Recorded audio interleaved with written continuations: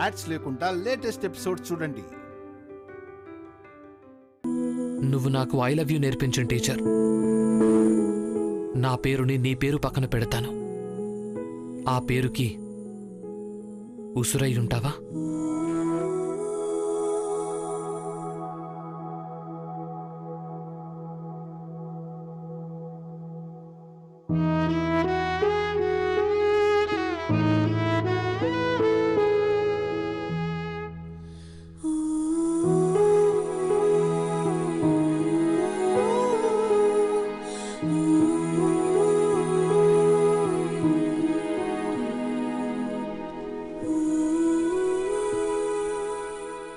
Shivani, I love you. I love you Shivani, I love you.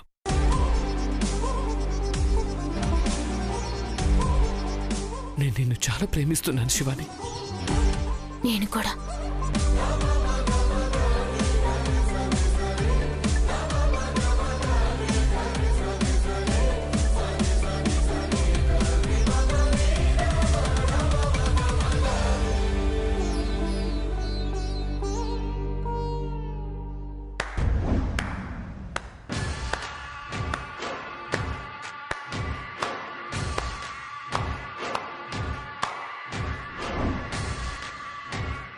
Congratulations.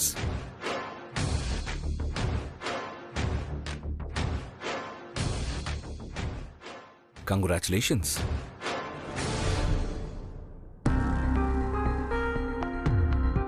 మీ ఇద్దరి ప్రేమని చూసి నాకు చాలా సంతోషంగా ఉంది. ఎప్పుడూ ఇలాగే ఉండాలి.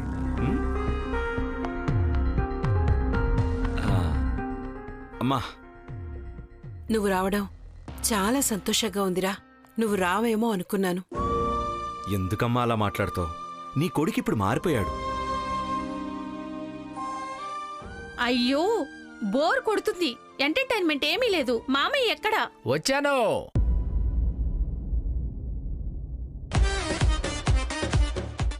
అల్లుడు, హే అల్లుడు, వెల్కమ్ వెల్కమ్. ప్రేమ ఎంత మధురం, ప్రియురాలు అంత కఠినం, చేసినాను ప్రేమ క్షీర సాగర్ మదనం, మింగినాను.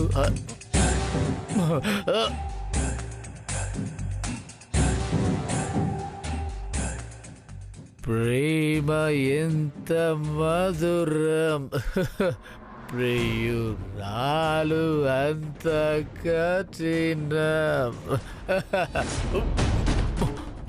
ఏ అల్లుడు, అయ్యయ్యో, నా పర్ఫార్మెన్స్ చూసే అదృష్టమే లేదు కదరా నీకు. ఏమంటారు?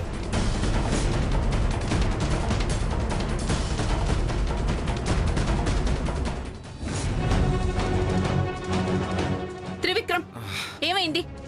ఎందుకు వచ్చేసావు? నేను చెప్పిన పని జరగలేదా? అయ్యేదాకా బయటికి రావద్దని చెప్పానా లేదా? మాయా, నా వల్ల కావడం లేదు. లోపలున్న వాళ్ళందరూ నన్ను హర్ట్ చేసేవాళ్లే. ఓపికతో ఉండమని చెప్పాను కదా. నువ్వు వీటన్నిటికీ కోపం తెచ్చుకుంటే మనం అనుకున్నది ఏది సాధ్యం అవడం కుదరదు. శివాని మీద నీకు ఇప్పటికీ ఇంకా ప్రేమ ఉన్నట్టు వాళ్ళకి కొంచెం కూడా తెలియకూడదని నీకు చెప్పానా లేదా?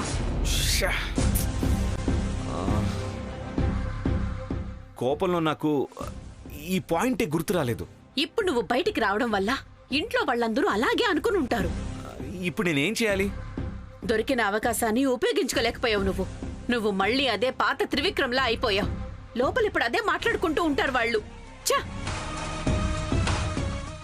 గోవింద్, ఏంట్రా ఇదంతా? నీకు బుద్ధి లేదా? కాదక్క, నేనేం చేశాను నన్ను తిడుతున్నారు? పాట పాడడం తప్ప. ఏ సందర్భంలో ఏ పాట పాడాలో నీకు తెలీదా? కాదక్క, నేను ఏం చెప్పడానికి వచ్చానంటే, ఈ అమ్మాయి దొరకలేదంటే అతను ఎలా? శివాని, నువ్వేం బాధపడకమ్మా. మా తమ్ముడికి కొంచెం బుద్ధి తక్కువ. శివాని, ఒక మాట వస్తుంది పోతుంది. నువ్వేమి బాధపడకమ్మా, సముదాయించుకో.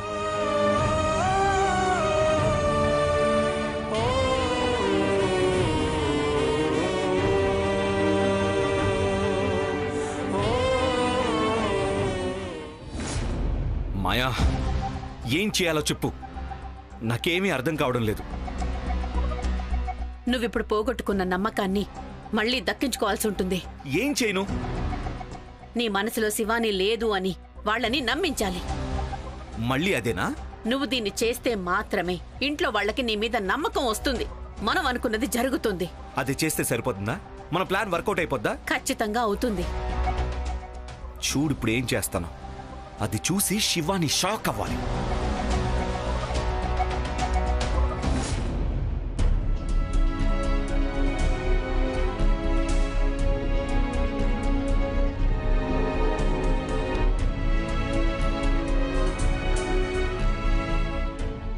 శివాని,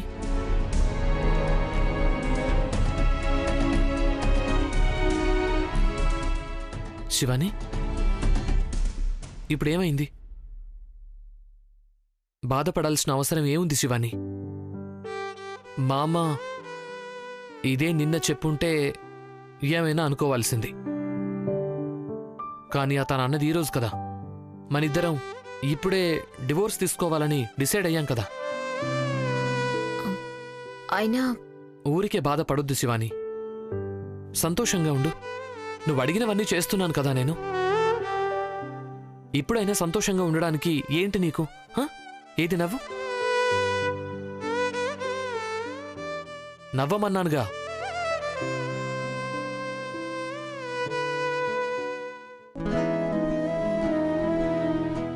అయినా కొన్ని మాటలు మన మనసులోంచి పోవు త్రిశూల్.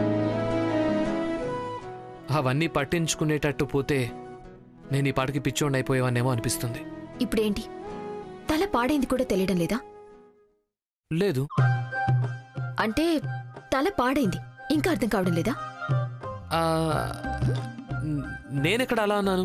మరి నీకు తల పాడైంది నాకు అర్థమవుతుంది. అలా కాదు శివాని. నాకు పిచ్చెక్కింది తెలియటం లేదు. అవును, కాదు పిచ్చెక్కింది అర్థం కావటం లేదు. అంతా ఒకటే కదా. త్రిశూల్,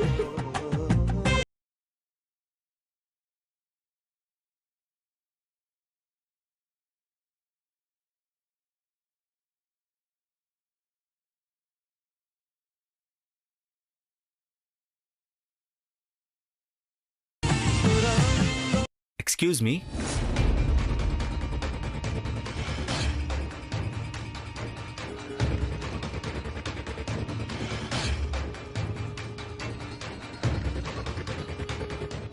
ఎందుకు ఇద్దరు సైలెంట్ అయిపోయారు? ఏదో విషయానికి నవ్వుతున్నారు కదా. No issue, నేనేమనుకోనులే.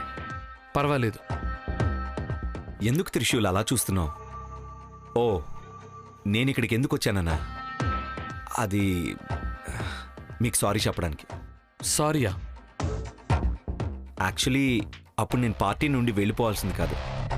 మామయ్య అలా పాట పాడడం వల్ల తనదేం తప్పులేదు. It's a fact. నేను శివానీని చాలా ప్రేమించాను. That's true. కానీ ఇప్పుడు తను నీ భార్య కదా శివాని?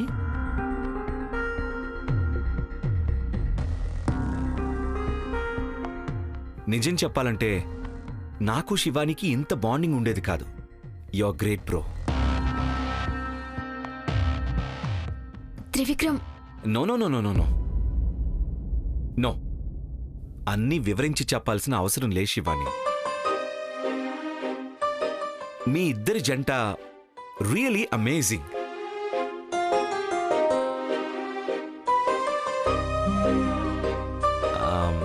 త్రిశూల్, ముందు నిన్ను చూస్తే చాలా కోపం వచ్చేది. చాలాసార్లు మనం గొడవ కొట్టుపడ్డాం. కానీ ఇప్పుడు అర్థమవుతుంది నేను చేసిందంతా తప్పని. I'm sorry bro. I'm really sorry. Bro, ఏం చేస్తున్నావు? బ్రో, నన్ను క్షమిస్తావు కదా? ఎందుకు బ్రో? ఉన్నట్టుండి ఏమైంది నీకు? చెప్పాను కదా, రియలైజ్ అయ్యానని. శివాని, నా వల్ల నీకేమైనా ఇబ్బంది కలుగుంటే ఐఎమ్ రియలీ సారీ. కాదు త్రివిక్రమ్. ఇద్దరు ఫ్రీగా ఉండండి. Feel free. సంతోషంగా ఉండండి, బిందాస్గా ఉండండి. నేనేమీ అనుకోను.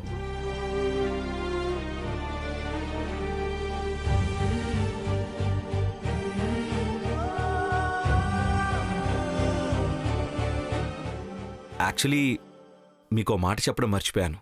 Happy married life.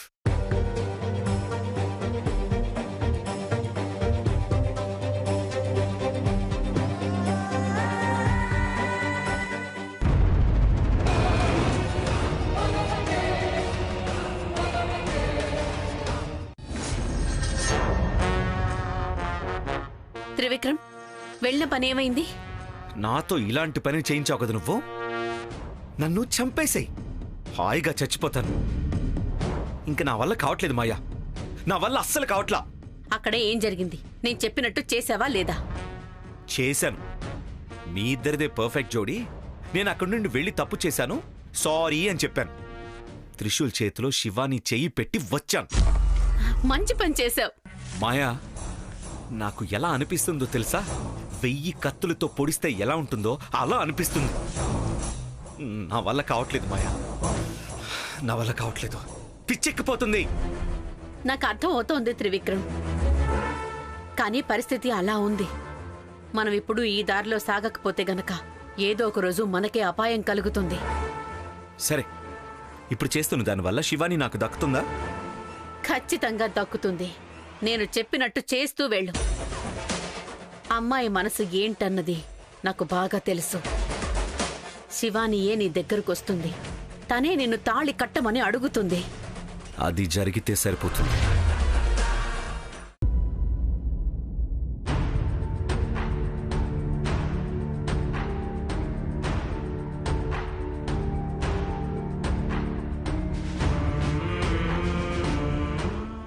ఎందుకో వాతావరణం సరిగ్గా లేనట్టుంది. ఇంతలోనే మూడ్ ఆఫ్ అయింది ఏంటబ్బా. వాతావరణాన్ని వెంటనే మార్చేయాలి. ఏమైనా మామూలు స్థితికి తేవాలి. శివాని, నువ్వు ఏం ఆలోచిస్తున్నావో నాకు తెలుసు, చెప్పాలా? ఆ లుక్ చూస్తే తెలుస్తుంది. నువ్వు నన్ను సైలెంట్గా ఉండమని చెప్తున్నావు కదా, అయినా పర్వాలేదు, చెప్తాను.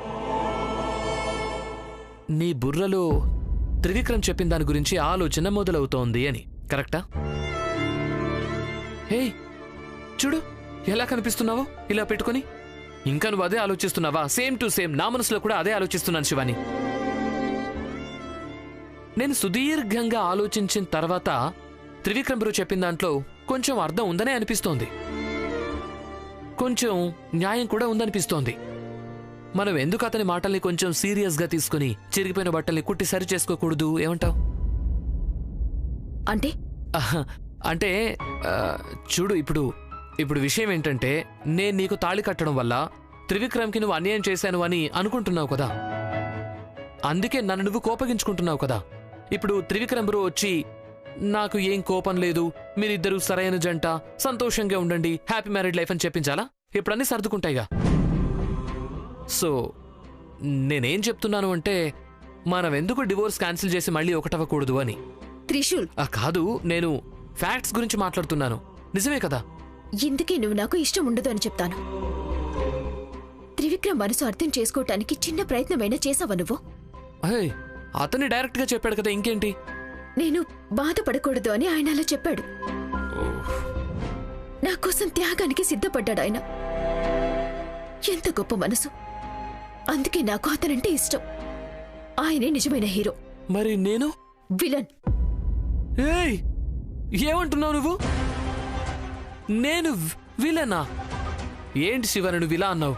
నీకోసం నేను ఎన్ని చేశాను, ఎంత కష్టపడుతున్నాను, నువ్వేమైపు నన్ను విలన్ అంటున్నావా? నిజం కాబట్టి నువ్వే ఆలోచించు.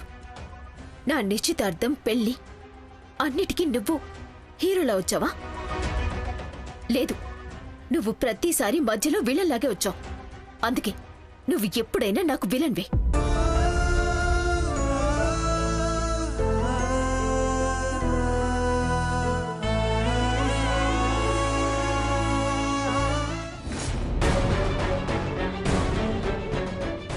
అక్క, ఇంత దీర్ఘంగా ఆలోచిస్తున్నావు, ఏమైందక్కా? చేయాల్సిందంతా చేసేసి ఏమైంది అని అడుగుతున్నావా? సిగ్గులేదు? అక్కా, అది నేను... మామయ్య, నువ్వు చేసిన దానికి ఏదో ఆన్సర్ ఇవ్వాలని చూడకు. ఏది ఏమైనా నువ్వు చేసింది తప్పే. పెళ్ళయి నెల రోజులే అయింది. ఇద్దరిని కలపాలని ఈ పార్టీ ఏర్పాటు చేశాం. కాని వాళ్ళు బాధపడేలా నువ్వు చేసావు కదరా. అక్క, అది... క్రితంసారి కూడా ఎన్నో తప్పులు చేశావు. ప్రతిసారి నేను క్షమించేశాను. కాని ఈసారి నిన్ను క్షమించాలనే లేదు. అక్క, నేనేం చేయలేదక్కా.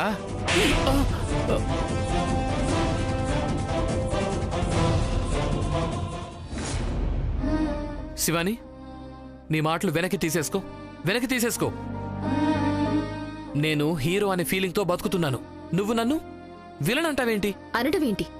నువ్వదే కదా. ఓహో, నీకు నేను అన్నింట్లో అడ్డం వచ్చానా ఏంటి? శివాని, అలా రావడానికి పెద్ద కథే ఉంది. నీకది కనిపించట్లేదు కదా, ఏం చేయాలి? నాకు అన్నీ తెలుసు. నువ్వు ఏం చెప్పాల్సిన అవసరం లేదు. సరే, అయితే ఈ విషయంలో నన్ను విలన్ అనే అనుకుందాం. కానీ మొన్న నేను నిన్ను కాపాడింది కేవలం ఆ ఒక్క విషయంలోనే నువ్వు నాకు నచ్చింది. ఆ ఒక్క విషయం చాలుగా నన్ను హీరో అని పిలవడానికి. నేనే హీరోని కాదు, నువ్వు విలనే. ఇప్పుడేంటి, నేను హీరో అనిపించుకోవాలా? అవుతాను. అయ్యగారు, ఏదో మాట్లాడాలని పిలిపించారు. నందిష, ఇక నుండి మన ఇంటి దగ్గర కొంచెం జాగ్రత్త. అయ్యగారు, ఇది ఎందుకు అంత ప్రత్యేకంగా చెప్తున్నారు? ఇది నా పని కదా. ఇన్ని రోజులు ఉన్నట్టు ఇక నుంచి ఉండదు నందిష. ఎందుకంటే నేను ఇల్లు వదిలి వెళ్ళిపోతున్నాను. ఈ విషయం మన మధ్య ఉండాలి. అయ్యగారు, ఇల్లు వదిలి వెళ్ళిపోతున్నారా? అంటే ఒక ప్రత్యేకమైన పని మీద వెళ్తున్నాను. ఒంటరిగా వెళ్లాల్సిన పనేంటి? ఎక్కడికి వెళ్తున్నారు? దాని గురించి నాకు కూడా తెలియదు నందిష. వెళ్లాల్సిన దారి తెలియకుండా ఏ ధైర్యంతో ఒంటరిగా వెళ్తున్నారు? నేను మిమ్మల్ని వెళ్ళనివ్వను అయ్యగారు. దాని గురించి స్పష్టత లేకపోయినా లక్ష్యం మీద పూర్తి ధ్యాస ఉంది. నాకేం కాదు, భయపడొద్దు. కాదయ్య గారు. చూడు నందిష, జీవితంలో గొప్పగా ఏదైనా సాధించాలి అంటే సాధన అనేది చాలా ముఖ్యం. ఆ సాధన ప్రారంభంలో అజ్ఞాతవాసం ఎవరికైనా తప్పదు. ఇప్పుడు నా వంతు. అంతా విచిత్రంగా ఉన్నాయి. ఇవన్నీ ఎప్పుడైపోతాయి గారు? 3 అమావాస్యలు ఆగాలి. 3 అమావాస్యలా? ఇన్ని రోజులని మీరంటున్నారు. ఇంట్లో వాళ్ళకి నేనేం చెప్పాలి? అది కాక పూజ సంగతి. అమావాస్య రోజున ఎట్టి పరిస్థితుల్లో నాగమణికి పూజ ఆపకూడదని మీరే చెప్పారు కదా. దానికి ఒక ఏర్పాటు చేశాను నందిష. రేపు ఇదే సమయానికి ఇదే స్థలానికి రా. ఇక్కడ నీకు ఒక బొమ్మ దొరుకుతుంది. ఆ బొమ్మను నువ్వు నిద్రపుచ్చాలి. అలాగే ప్రతి అమావాస్య రోజు రాత్రి ఆ బొమ్మను తెచ్చి నాగమణి ముందు పెట్టి దానికి పూజ చెయ్యాలి. అందులోనూ వచ్చే అమావాస్య కాళహస్త అమావాస్య. ఆ రోజు సరిగ్గా రాత్రి 12 గంటలకు ఆ బొమ్మను తెచ్చి నాగమణి ముందు పెట్టి పూజ చేయడం మాత్రం మర్చిపోవద్దు. ఆ అమావాస్య అంత విశేషం ఏముందయ్య గారు? అమావాస్య అంటేనే భయంకరం. అందులో కాళహస్త అమావాస్య అంటే వినాశనమని అర్థం. వినాశన శక్తి సంచరించే సమయంలో నువ్వు ఆ బొమ్మను నాగమణి ఉండే గుహకు తీసుకురావాలి. అలాగే ఇంకో విషయం, ఆ గుహలో కొన్ని వందల నిర్జీవ బొమ్మలుంటాయి. వాటి మధ్య నువ్వు ఈ బొమ్మను పెడితే చాలు. అక్కడ ఉద్భవించే శక్తులు చాలా కిరణాలని ప్రసరిస్తాయి.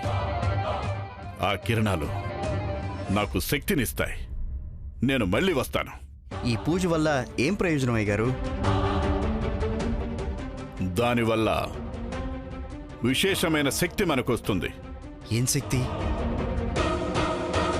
నాగిని నాశనం చేసే శక్తి.